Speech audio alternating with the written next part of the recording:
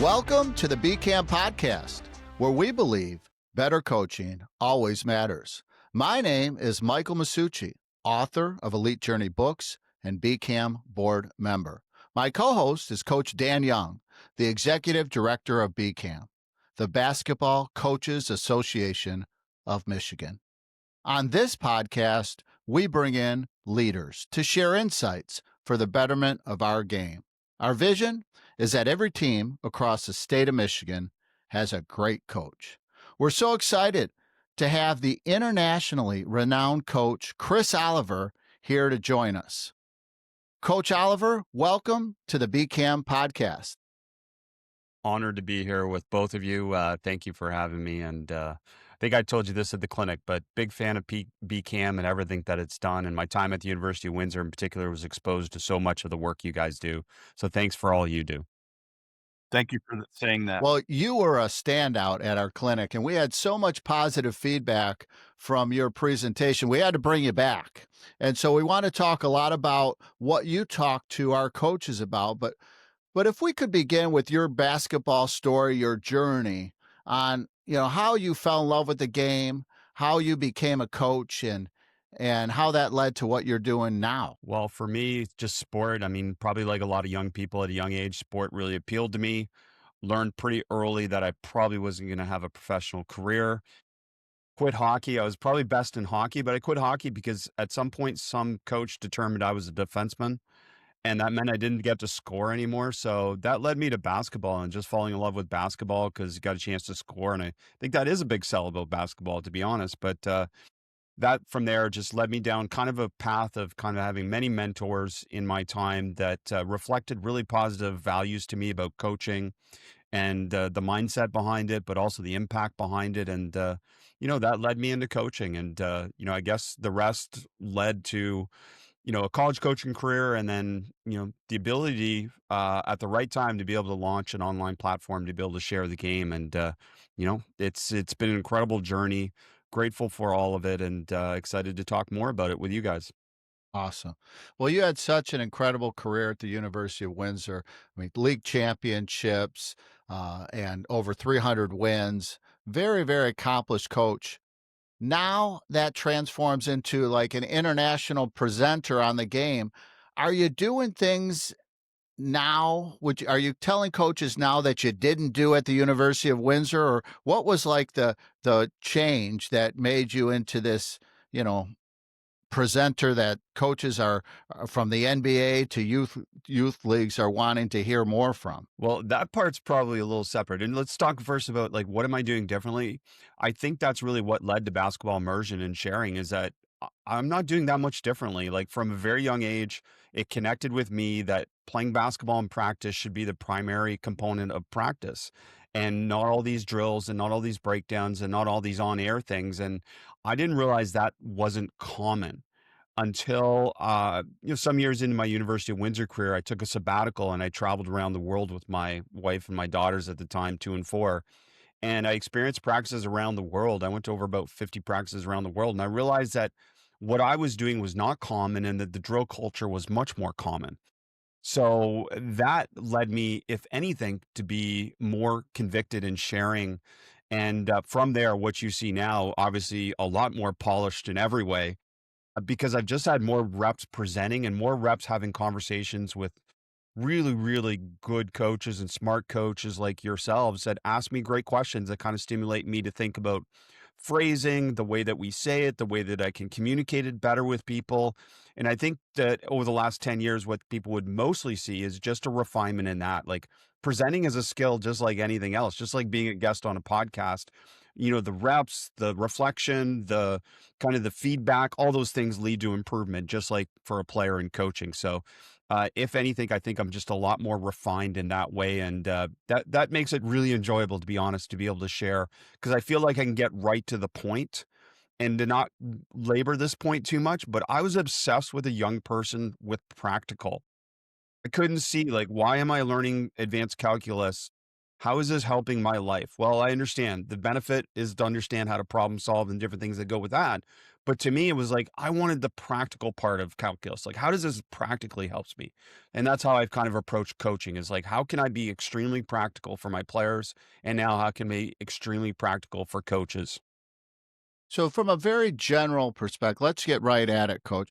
We have thousands of coaches in our association. What are some things that coaches should stop doing at practice? Well, I've coached for 30 years, so I'm not the person to say stop doing it, but let's approach it from this perspective and say, let's think, is there a better way? We are so fast as human beings to adopt new technology. Oh, a company tells us this is better. This is a better version of the iPhone, and without any research, most of us Yeah, just adopt it, right? I But got it. me telling coaches that there's a better way based on evidence-based ideas that have been researched for the last 30, 40 years about how to teach and how to help connect information. Teach, connect, transfer. Teach, connect, transfer. That's the goal. We teach something, we want it to connect for the player, and then we want it to transfer from practice to games. And to think that in the last 30, 40 years, humanity has advanced as far as it has, but nothing has changed in the way we coach and teach the game. So to me, it's, is there a better way? And the better way is what coaches used to do, which is play basketball in practice. Like this isn't new. And I'm not saying scrimmage, but I'm saying coach them while they play the game and forget about CLA and some of these fancy words we'll get into. It's more about just more game based practice because we cannot create a drill, whether it's on air or with defense, that's scripted, where a player doesn't have to think, they just have to memorize and repeat a solution and then expect them to be able to do that in a game. So we need to put them in more problem solving situations within our practice that reflect what they're going to do in the game. And that would be, to me, the better way. So it's not necessarily stop doing what you're doing. It's more about like, do more of that. Because I know as coaches, you're already doing that. So just do more of that. And if not, if you want to go to my level, do all of that. Right. So, you consult from the very, very young ages all the way through to the NBA. How do how is that different? Like, I would think it if you're a middle school coach, there's some real preparation and some fundamentals that you have to teach in order to transfer to a game. How do you talk to a middle school coach differently than maybe an NBA coach? Well, they're solving different problems. That's the first thing. But let's start with the middle school coach. The middle school coach, I think, again, we've traditionally taught basketball from this. Let's learn the technique and then put it in a game. But I'm saying, let's just think about it opposite. As a young person, what do you want to do and what's exciting about the game and what's exciting about practice is playing basketball. So I would start from the whole and do the whole, and then parts once they understand the whole, because then they have an understanding of it. Let's talk about pivoting at a really young age. I've coached new players that have never played basketball before, mixed in with some players that played before. And I'll tell you, the number one thing those new players need is an understanding of, well, why do I pivot? So we put them in a situation rather than teaching them a drill about how to pivot on air. We put them immediately in a situation. Okay, must take two dribbles towards the rim, jump stop, and now you're dead. Very common scenario for a new player. It's like they stop at some point without a decision. So now let's get out of that problem. Let's solve that problem. How do you solve that problem? Well, pivoting is a solution to that problem. Even if they don't have the technique, they can still immediately start to connect why they're pivoting and where it happens in a game situation. And then that makes your teaching more powerful when you're actually trying to teach them the technique. So that would be the primary thing for young, um, inexperienced teams, new players to the game, play much more basketball because they need to understand the whole picture, the bigger picture. And then when we want to get into some of those, smaller details, then those things resonate more because this is exactly where it happens. And we're solving for a really simple problem at that age, right? Don't turn it over, get a shot every possession, and keep the ball in front of you. Like we complicate it so much at that age. But if you literally teach players those three things at those age, they'll have a better experience. And the technique is not the solution. Most of the time, the decisions are the solution. So increasing decision making, increasing their perception and decision. We'll talk about that probably later. And their understanding of how to apply a technique to me connects. For the NBA teams, again, what do they need? What do players need? By and large, they need the big pictures, and need to be able to solve more complex problems. So it's a lot more breakdown for sure, a lot more small-sided games or versus guided defense or versus coaches. But they're constantly trying to put players in situations where they have to solve gradually more and more complex problems. And honestly, the coaching at that level is a lot more hands off. And I think we should do that at the lower level too, is a lot more Sure. hands off, let them explore and let them figure things out. I think you hit on some things that this question might elicit, and I know Coach Young wants to get into some real fundamentals, but just broadly, Coach, what makes a good decision maker? Well, obviously situationally specific in every regards, but let's talk about in generalities. What makes a good decision maker is someone who can make a decision within the flow of the possession, within the flow of the moment, that obviously adds benefit for themselves, and by inherently making a benefit for themselves, makes a benefit for the team. To me, I think all decision making is in some context selfish, right? I'm making a decision that benefits me, whether it's to shoot an open shot, to pass when someone else is open. All of those things are good for me because they either create an advantage for me or create an advantage or keep an advantage for me for my team. And those are really what we're connecting for them. That decision making comes down to perceiving whether I have space or no space. Within that space, do I have an advantage or a disadvantage? And then what do I do because of that decision of perception and decision? So to me, decision making is something that, is inherent in everything we do. I'll give you a quick example. Had a chance to sit in on a high level NBA coach's film session. In that film session, one of my questions to him afterwards was, okay, give me the breakdown of how much you talked about technique versus how much you talked about tactics. And the coach's perception of it was like it was a little bit more balanced. The reality was 90% of that whole film session was all about decisions. Like not once did he say, "Oh, listen, your elbow was out on this layup and that's why you missed the layup." No, it was like, "Hey, you drew two. What should you do in that situation?" And find the advantage. And the advantage is your teammates are open.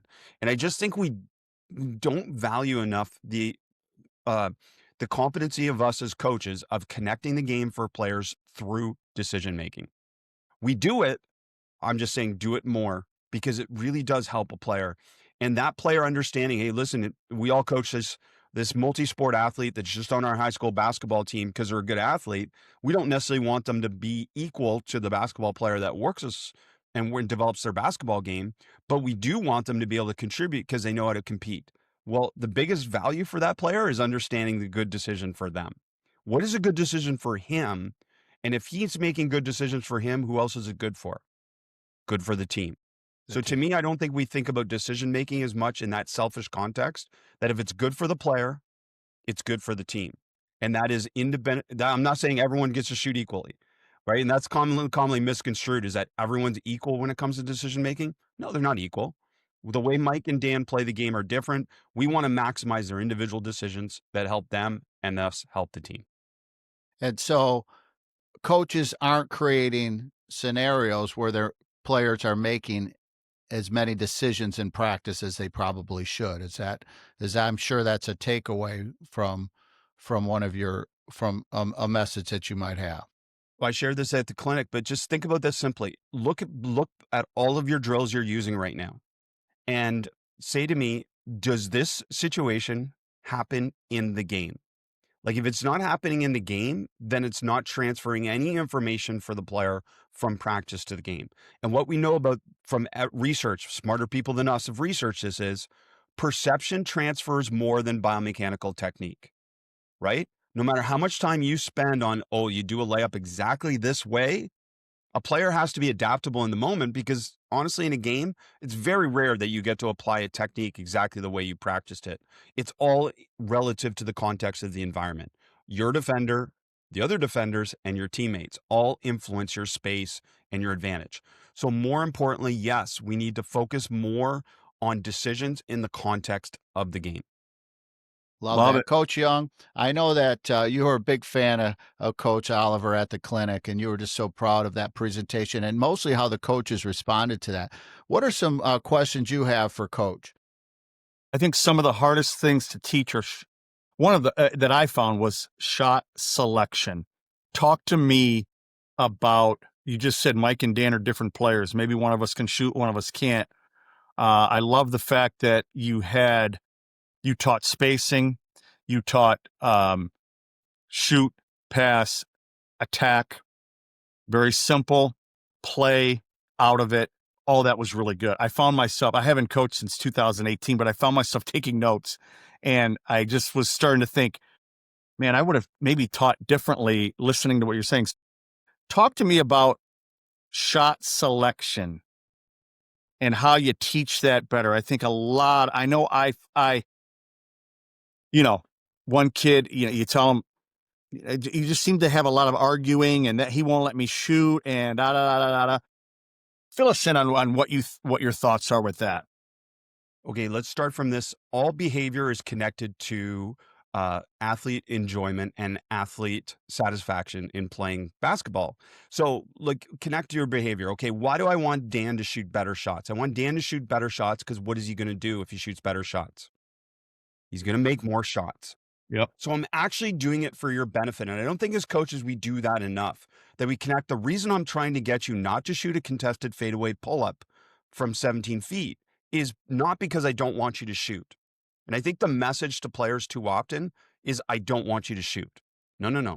I want you to shoot, but I want you to shoot better shots because selfishly you'll score more and you'll be happier, but also our team will be better because you'll score more and we'll be happier. Connect Very well those things. Yeah. Behavior and playing better basketball, those things connect together. So then you saw it at the clinic, but principles of play. So I literally have done this, but I literally can go in any practice in the world at any point in your season, and I feel add value to your practice because I'm not going to go in there and talk about what systems to do or what systems you're running. I'm talking about principles of play basketball. And number one is space. How are you creating space for your teammate? How are you creating space for yourself? Those different things. So space. So second one is advantage. What is an advantage? So let's connect those. The third one is shot selection, which I'll go deeper on quickly. But let's go back to advantage and space. We define 4 decisions for an individual player in basketball. If Mike catches the ball and a defender is more than arm length away, then we would define that as space. So in that space, in range, in rhythm, then we want him to shoot the ball if he can. We'll come back to that in a second. If the defender is arm length away, then they don't have space. Then they're into secondary decisions. So it's not a triple threat. It's one threat. We want you to catch to shoot. If you can't shoot because they take away your space, or you're a player that cannot shoot, then you are into secondary decisions, which is pass or drive, right? And obviously we can always take advantage of driving space for speed. So if we have space, we can go. The other 2 decisions are relative to off the dribble. If I'm driving and I have shoulder to chest versus a defender, I beat Dan off the dribble and I've got my shoulder and relative to his chest means I have an angle to the rim, then I have advantage and I keep going. If Dan cuts me off with his defensive footwork and he kind of takes away that shoulder to chest, what we call chest to chest, then I'm considered neutral. Now I've got to counter that neutral. I can retreat dribble, I can side dribble, I can counter, attack and counter, or I can pick it up and pass. So there's 4 decisions, right? Relative to that, arm length or less than arm length, and then shoulder to chest or not, chest to chest. And then relative to that, it's all about shot selection, which is bronze, silver, and gold. If Dan is open, in range, in rhythm, and he shoots a shot, we call that a silver medal. If Mike shoots a shot off the dribble and it's contested, then that's called a bronze medal. If Dan shoots a contested 3, that's a bronze medal. If either of you gets to the basket and gets a shot contested or uncontested in what we would call the charge area, we call the smile. I know all courts don't have that yet, but that gives you a relative understanding of where we're saying that's a gold medal. So now in our practices, I feel that coaching with principles of play and coaching decisions within game-based practices is actually empowering for a coach. Because you don't have to come up with all these new drills and all these new things and all these new teaching points. So whether you're experienced or less experienced, you become a more effective coach because you just have to coach these principles of play by and large. So if Mike shoots a shot in practice and it's a shot that I don't want him to shoot because it's not going to help him be successful, then we would call it a bronze medal. And it informs him immediately without stopping practice what to do. Coaches in Michigan, you have blessings. You have so many incredible coaches there. but I had a chance to spend 2 days with Dusty May. Just to give you a quick example, like in 2 practices watching Dusty May coach, there were almost no times, it was less than 10 times, that he ever huddled the group or stopped the group and communicated to the group. Everything was kind of individual feedback in the context of playing basketball. And it was relative to, again, they have their own versions of principles of play, own versions of cueing players, but triggering them. Lynn Roberts, who's now Sparks coach, on a situation in practice that they like, they would have a cowbell go off, right? And if there was a situation they didn't like, they'd have an air horn go off. And it's a way to connect information for players while they play so that they understand shot selection. I understand, Dan and Mike, I never have like really a one-word answer because I want to deal with kind of the complexity of it. I understand the complexity of it. But to me, it does simplify it when all I have to say in practice relative to shot selection or in games is bronze, silver, or gold. And then they understand the value of that shot for themselves and the value for their team. So good. So good. Love it. Second question that I see all the time as I try to go to a lot of games and visit with people and just have boots on the ground, so to speak. I see so many people, so many players passing through the hands of the defenders, whether it's just right to left or it's trying to go perimeter to inside or even out of a trap. Talk about teaching that better, teaching kids how to pass better. So let's go back and connect that to Mike's original question about what coaches should stop doing. Stop doing a drill where if you add a defender, it doesn't work, right? Like think about that. So think about our 2-on-0 passing drills. Think about our traditional, like now it's a 2 offensive players, 1 player in the middle, that kind of like player in the middle passing drill that we've all done where the offense is stationary. And think about that. If that defender's live, you can't do the drill because your players aren't moving into space constantly. Great point. Remove things where they're doing it. And if you add a defender, it doesn't work. So that's the first thing. So none of these passing drills represent the situation you're talking about because it's dynamic and I'm actively competing against someone who's trying to stop me. So instead, how can we create that live situation and more of these passing type of situations where we can do it?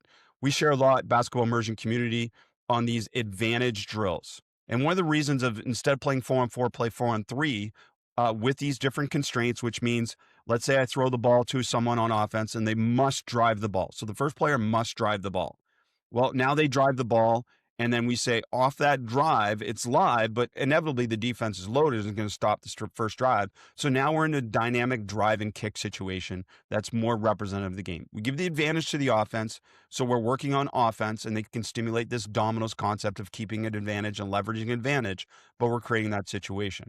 Same thing for Dan's question is like, we want to work on, say, post entry. It's like, okay, ball must go into the post before it's live. And now we're moving the ball in the perimeter. Say it's a 4-on-4, defense must play behind the post. And then once they get the ball in the post, now play live out of that. This kind of scripted to live is a way to marry it for coaches. Like coaches have been coaching a long time and they love their drill. I'm like, fine, do your drill. You love your drill. You think it has benefit. I'm not telling you to get rid of it, but think about how can you evolve that drill scripted to live? Meaning do the drill for 1 or 2 passes and then go live. Shell would be a great example. Like to do shell repetitively over and over and over again. Like at some point that has no benefit because your players are just memorizing the scripted situation. They're not making decisions and they're not problem solving. So now do your shell, like, okay, 4 passes of shell and now play live full court basketball. Now we're connecting those 2 things back together where they happen. So to me, it's stop doing drills where they don't have to make a decision. And if you added a defender, it wouldn't work. And that's the problem to solve for passing. Why do we feel we don't have great passers? Because they don't have these opportunities to be able to develop passing skills and passing decisions. We can go deeper if you want, Dan and Mike, but here's also another thing is anytime I tell a player that my solution is the one they should do, we are limiting them rather than affording them. And I think that's really what impacts passing a lot is that we constantly say to players at a very young age, no, you must only pass it. You can't pass with 1 hand. You must only pass with 2 hands. You must always jump stop the pass. And I'm not saying you're wrong, but I would rather limit them later rather than early because maybe that is their best solution. Maybe the 5'5" kid that really can't play if they don't learn how to do things differently, what's your predetermined or preconceived notion of how to pass is doesn't work for them. So we're just taking away individual kind of problem solving sometimes when we coach it all as a whole and we do them in these drills where we're like, oh, you must do it exactly this way. Just try and remove musts and turn more musts into possibilities. Love it. Love it. So one of the things, Coach, that we say a lot is, a communicator, they make the complex simple and the simple obvious. And some of your points are so obvious, but they're complex. They start at the complex, and it's beautiful.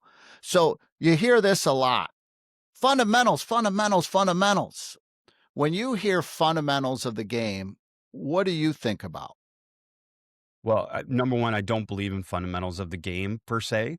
I believe in principles of the game, and I've shared those with you. Is like, I think the number one, I mean, if you want to think about a fundamental in your traditional sense, like really, like, is it exactly that everyone should jump stop this way and everyone should pivot this way and everyone should dribble this way and everyone should pass this way?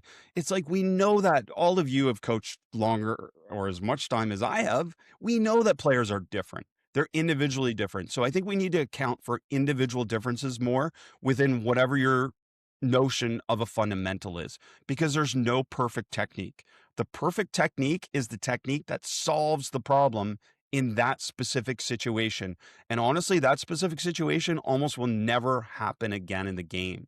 That's the beautiful thing about basketball, is almost every situation is unique. Now there's some commonalities, there's pattern recognition, which is really what we're trying to, all the best players that you've ever coached, Dan and Mike, I would say your best players you've ever coached are the ones that have the most developed pattern recognition, meaning they're not now trying to make decisions based on everything. They're making decisions on what are the most important factors. And a new player or an inexperienced player, they are making decisions. Understand this, coaches. They're not good at basketball yet, and they're not good at decisions because they're making decisions literally based on trying to account for everything in their environment. And what we know about experts is they actually distinguish the unimportant from the important much better. And that's a beautiful thing of this process, is that the more situations we put them in practice, the better their pattern recognition is going to be, which is going to lead to that understanding of how to make better decisions. And I know that kind of loosely doesn't necessarily directly answer it, but to me, it all Well, comes I back love to it, and I think might about lead you decisions as the fundamentals is what I'm saying. I might lead you to a specific, because you have such a beautiful way of explaining things. So let's imagine, like, we have a scenario where we have a young guard who is he loves the game, but he's doing things outside of his competencies. He thinks he's Steph Curry when he's going and doing a layup, and the coach wants him to be more fundamental. Could you, in a way that serves his best interests, as I might steal from your uh, communication style. So, what are some words that could give a coach to help that young person be more efficient? Number one, take a deep breath and understand that development is nonlinear, and that actually the crazy that you're dealing with now might serve that player better in 4 years than you telling them exactly how they're supposed to do it now. Hmm. My youngest daughter, and my oldest too, but my youngest is a great example. I've never taught either of my daughters how to do a layup. Obviously, I know how to teach a layup, but I've never taught them that intentionally, because I feel like that becomes a limitation rather than an affordance. You know what they can both do? They can both do a proper layup. Like, if you told them to do a proper layup, they can do a proper layup. But you know what 90% of their layups are in games? Are never proper layups, right? Mhm. They're never this stereotypical 45 to the rim, right, left, up, ball from, hip to chin and up. Like, how much time we spend on that stuff and go, that doesn't happen that way. So instead, like, all I would say to the coach is like, let's create scenarios in that practice where that player's driving to the rim, a defender either steps in front of them or doesn't step in front of them, create that distracting information, that visual stimuli, and then help to educate and understand them a little bit, and saying, like, instead of telling them what to do, just ask a question. Say they shot one of those crazy layups. Ask them at some point, go, what could you have done differently on that shot, which would have improved your chances of scoring? Like again, for me, I'm trying to connect everything. And this has been around the youth space for 4 years. Everything I talk to about players has to do with go score. Go score. How much better would our game be if all 5 of your players had the confidence to go score? Does that mean they're all going to go score? No. So I don't want to take away that player's belief or that creativity, because creativity comes from permission and freedom. And you hear this throughout America. Oh, we don't have enough creative players. Whatever sport, pick any invasion sport, soccer, rugby, hockey, etc. We don't have enough creative players. That's because coaches take away permission and freedom at a very young age. Don't do this. Well, what do you mean don't do this? Then that was my solution. Now I got to figure out your solution, and you're biased by what you learned and what you did, and all this survivorship bias thing about throwing out the window, and just be open-minded and take a deep breath. So where does the repetition come in? You can still have the repetition because we know repetition is the mother of all skills. So if we want to teach layups or we want to teach, as Coach Young was talking, passing, the repetition comes in, Playing the game. adding a defender, adding the constraint in there, and just then they're repeating decision making, the skill, and the game simulation. Is that where we're going toward? Okay, so repetition without being repetitive type of thing, repetition without repetition is the way they say it, is like, yeah, we're doing a ton of repetition, but they're never doing the same memorized rep over and over again, right? Because the environment's going to constantly change. Now, that can be a simple environment, like the example I gave you. I drive in and Coach Mike's at the rim, and either he stands there or he moves out of the way. But when I'm driving the ball, what am I doing? First of all, I'm dribbling with my head up, because who do I have to perceive? I have to perceive Mike. And then when I pick up the ball, I still have to perceive Mike. And then what's the last thing I do? I actually look at the rim. I would argue that we'd eliminate a lot of the missed layups that I know frustrate coaches. By the way, isn't one of the most useless things we say as coaches? Make the layup. Really? Right. They weren't trying to make the layup? Like, we know that. So it's more about the information we can give them. But think about that. We would eliminate a lot of these problems if we did more layup drills where the player is not staring at the rim on their layup. Because the last thing you actually do on the layup is look at your target, because everything else in the environment you're scanning before you actually do that.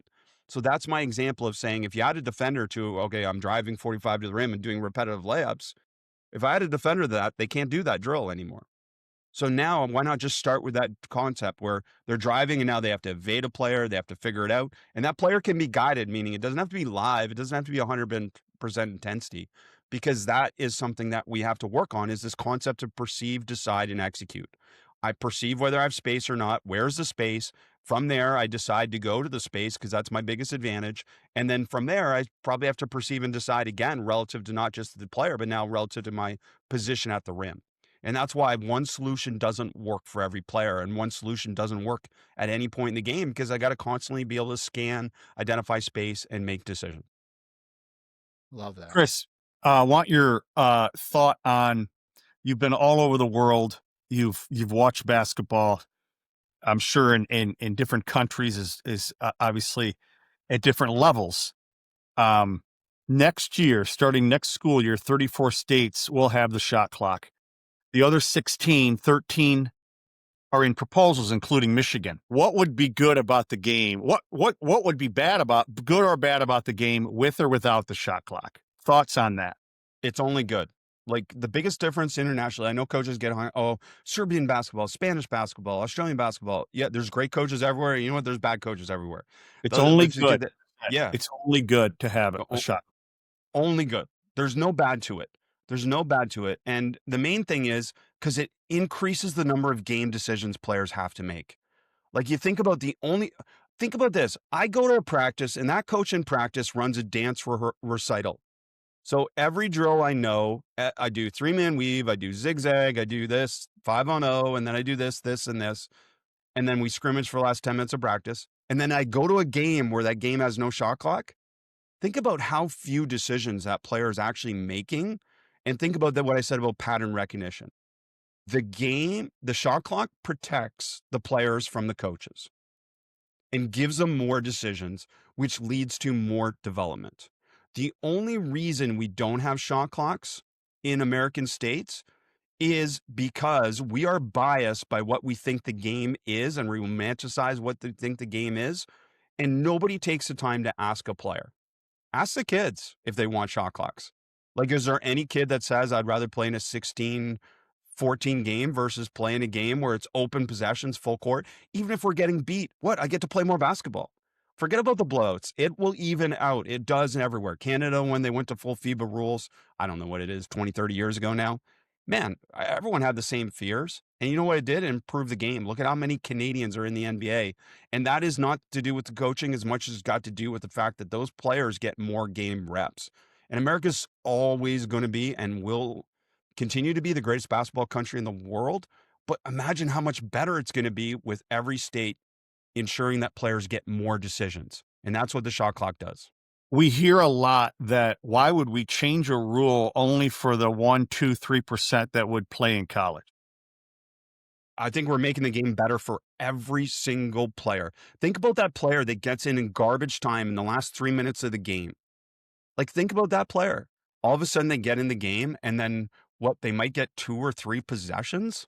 But if you have 30-second shot clock, that player is going to get more possessions. It's going to be more meaningful, more fun for them. They get more chances to play. And I'll tell you that my daughter's a 9th grader at Sierra Canyon, and she's not playing a ton, but she gets in sometimes in those end of game situations. I'm so grateful California has a shot clock because it gives her more chances to get a chance to shoot and get a shot or make a decision or play. And it's just beautiful to be able to see that. Whether it's a blowout or not, don't get caught up in that. I mean, there's going to be blowouts, whether there are, and it's all relative too.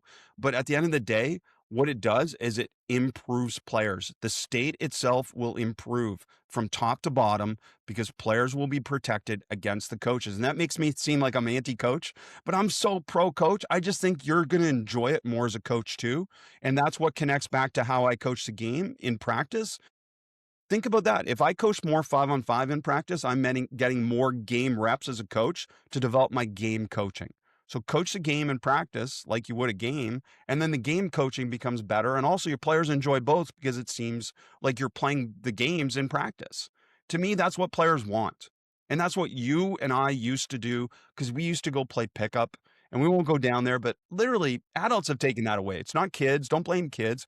We've taken pickup away from kids because, again, either it's not safe to go drop them off at the park or everything's organized. I'm in LA around the youth space. I can tell you there's some girls that are around my daughter's ages that literally they find a team to play on every weekend. Every single weekend they're playing on a team. Like it's like, and everything's structured, everything's organized. And, that's not the fun of it. The fun of it is to have these kind of moments where I can just be creative. And I know my best version of myself as a basketball player was after my career was over, when no one was coaching me and I was just free. I was so good. I was like, damn, I wish I was like that back then. So now I always try and bring that for players in some context. Great stuff. Thank you.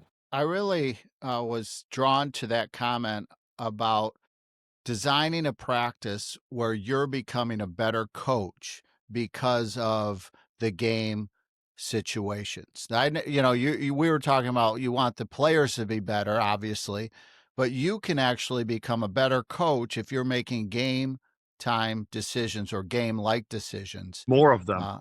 More of them. Again, repetition of the is the mother of all skills. I love that. So, Well, coach, just think about it. How many game decisions are you making while they're doing 3-man weave? Like to me, like practice is awesome. When we go to practice, literally with my youth teams, but I've done this with college teams. And from the beginning of practice to the end of practice, we're playing essentially 5-on-5 or 4-on-4, depending on how many we have at practice that day. And we're playing the whole practice that way. And I just constantly change the constraint, change the situation. But I'm coaching the game constantly, and I'm stopping them while they coach the game. It's just so fun. As a coach, I don't understand why, to a certain extent, you wouldn't want to do that. Because if I asked almost all of you, you'd say, "Oh, I really love games. Games are fun." I'm like, well, then coach more games in practice. right. So good. So good. So a lot of these concepts you've put from your University of Windsor experiences, from traveling the world, and you put into what you have founded as basketball immersion. Can you talk a little bit about how a high school coach, a middle school coach, a college coach can follow you, can look at basketball immersion as of how it can apply to their program? Like, talk a little bit more specifically about basketball immersion and how it applies to coaches. Well, first off, for any of your listeners, and I said this at the clinic, like reach out, DM me, email me, contact me.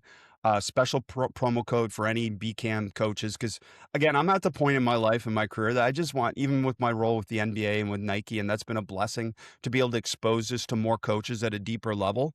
But I just want more coaches to be able to reconnect with part of this fun of coaching the game while they play the game, because your players will thank you. That's number one. Your players will thank you. You reference coaches enjoying this more. Players will thank you, but most importantly, you'll enjoy practice more, because I think what stimulates us as coaches is problem solving. Like, we love the part of problem solving. That's the idea. I got to play against Dan's team and I got to solve for this problem. That's fun. I miss that part of coaching, to be honest. But that's what I'm trying to do with everything that we do within basketball immersion. Is I'm not trying to give you the solution, but I'm trying to teach you how to be able to coach better within the context of game-based, CLA-based, constraint-led approach type of coaching. So, I mean, you can find me basketballimmersion.com, at B-Ball Immersion on Twitter, at Coach B-Ball Immersion on Instagram. And I'd love to continue these conversations. Since I did the clinic, many of your coaches that were at the clinic reached out, had great questions, great conversations. And, kudos to you for creating such a curious audience as well. I'm sure we'll get tons after this podcast. And it's just like, spend some time. Let's throw the ego out. I get it. You're all great coaches. We're all great coaches. We all do great stuff, but just think about your kids and go, is there a better way? So to me, that's what connects for them. College coaches I've worked with at different levels. Some obviously get group memberships, some get individual memberships. Some I work with the coach directly in consulting. Some I work with the coaching staffs in consulting. All of it's beautiful. All of it's a lot of fun to be able to do, and trying to get them to kind of understand, hey, this is something that you're already doing to a certain extent. How can you do more of it? And how can you become more comfortable in understanding? Because I think a lot of the questions you guys will get and I'll get from this is like, literally, okay, but how do I know this works? And I'm like, I don't know. How do you know basketball gets you better at basketball? I think because it's pretty obvious, but how do you know three-man weave works? Like, just because we've always done it historically? But it's like, there's evidence-based ideas around connecting perception and decision together. And that's the beautiful thing, is that that's what we're saying to do. We're not saying to do anything different. So any drill you do right now, just add defense.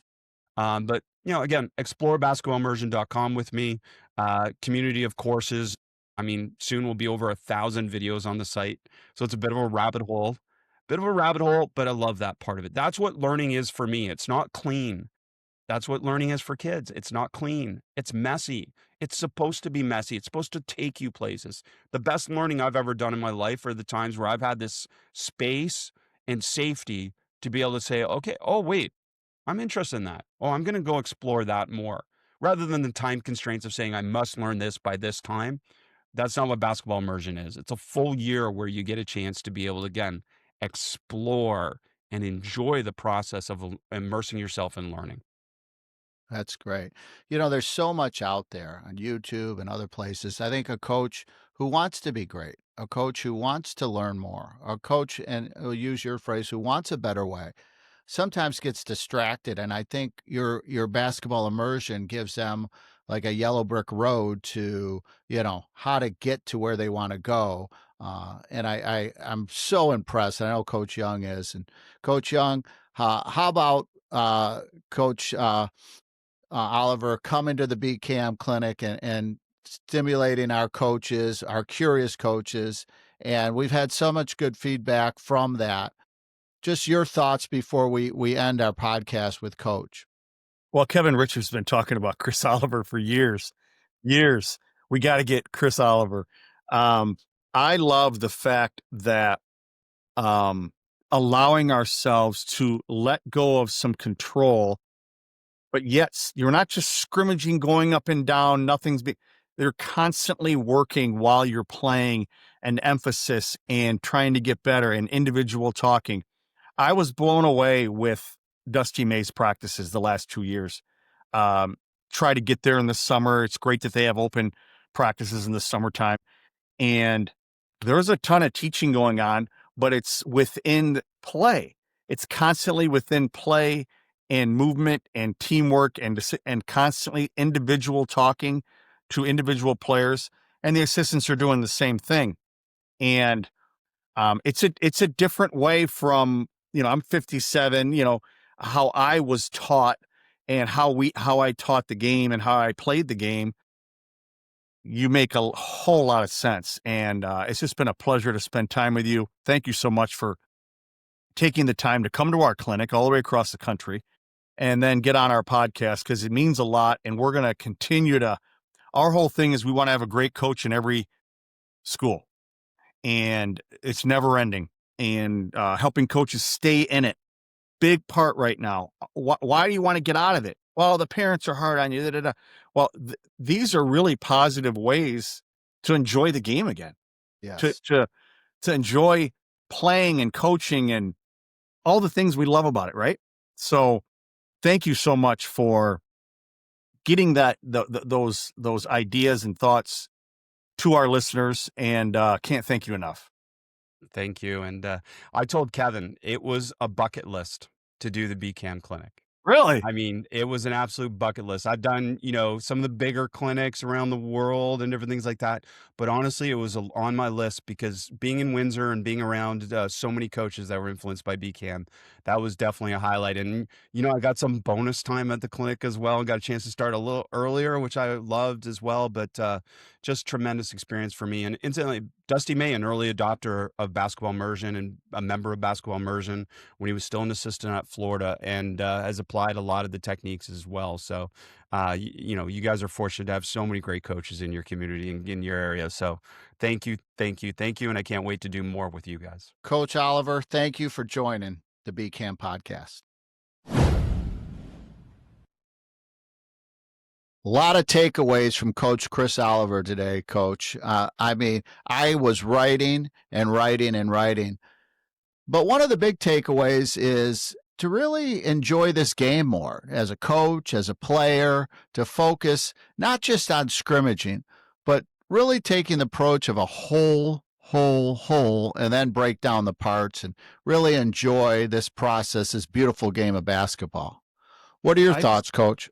I took away, just like I took away Campy and Izzo with the sweaters and the camaraderie and the togetherness and you feel that from that event at Little Caesars the other day where Oakland played Michigan State.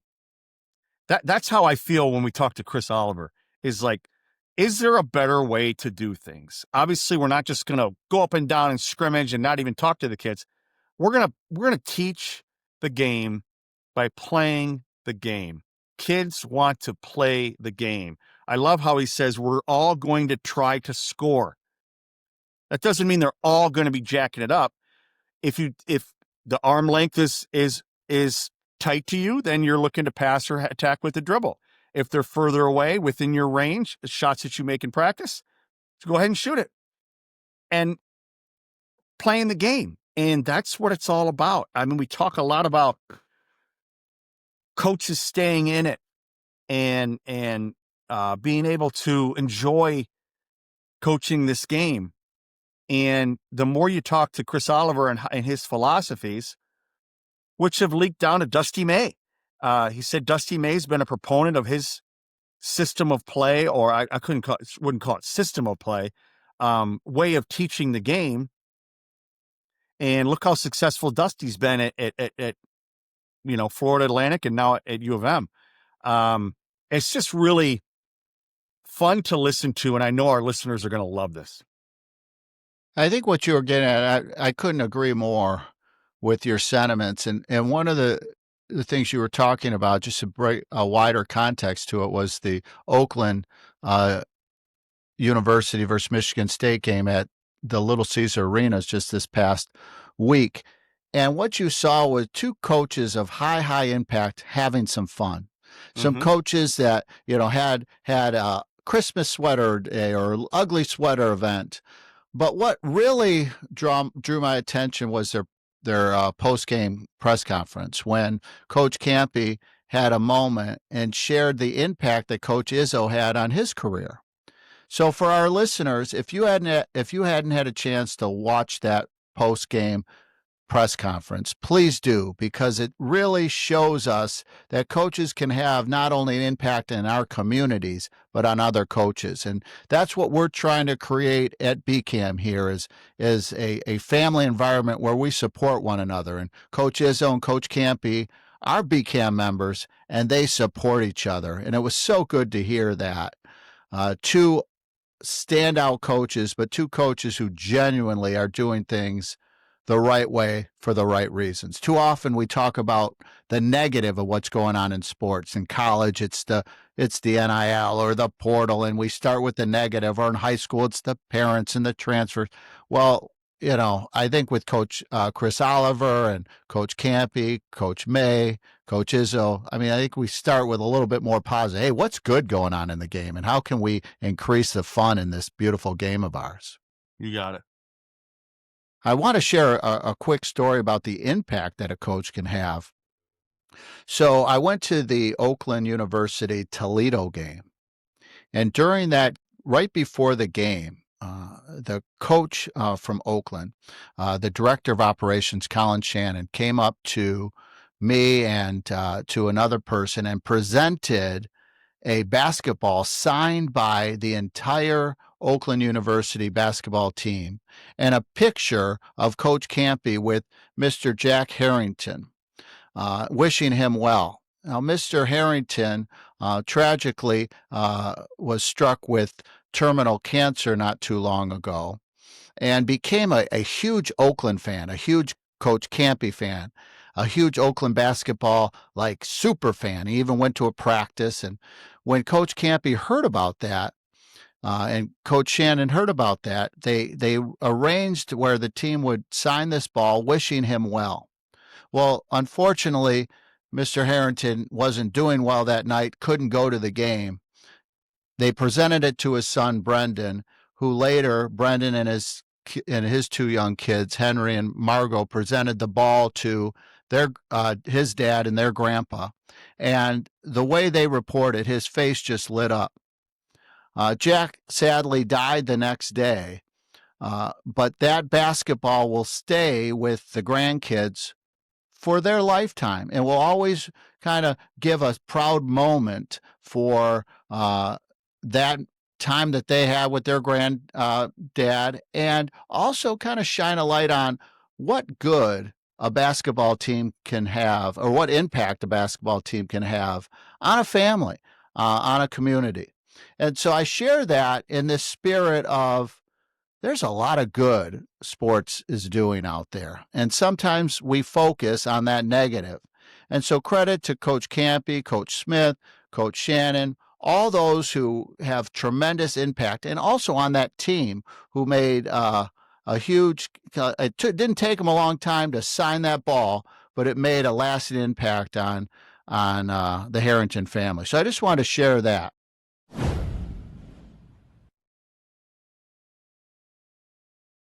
Before we end, I just want to give a shout out to some of our BCAM members.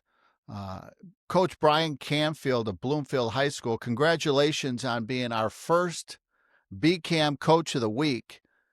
Off to a great start. Started 5-0 with a big win over rival Birmingham Groves.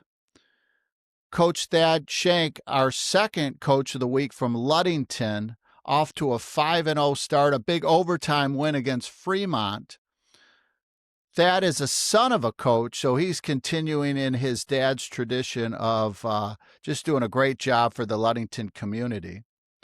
Also, on the girls' side, Alexis Buchanan from Plainwell High School, our first Coach of the Week for the girls. She's off to a great start. She's known for her high standards. One of the things that struck me is she brought her entire staff coach to the BCAM clinic. Love it. So obviously, whatever the coaches were saying at that clinic, this helped out. But we appreciate the great start that Alexis has had, and she came through with somebody recommended her, and we followed through with her whoever recommended, and she's just doing a standout job.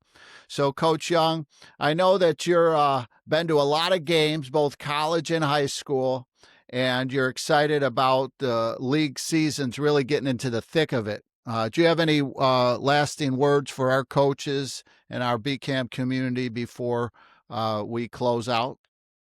First of all, Happy New Year, Merry Christmas, Happy Holidays to all our coaches. Take some time to get some rest, reboot, during this next couple weeks of break before we head into the, kind of the league season and the the big bulk part of the season of January and February.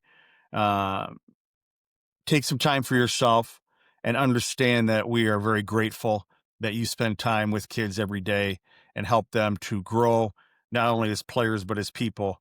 And we can't thank you enough for all that you do for BCAM and for the game of basketball. So hopefully you'll have a great holiday break and get some rest and rejuvenate yourself and your team and get off to a great start in 2026. Thank you for that, Coach. And thank you for all our listeners, all the positive feedback. Go ahead and give us a 5-star rating. That really helps with our sponsors. As Coach Young said, Happy New Year, and we're looking forward to seeing your teams play in 2026.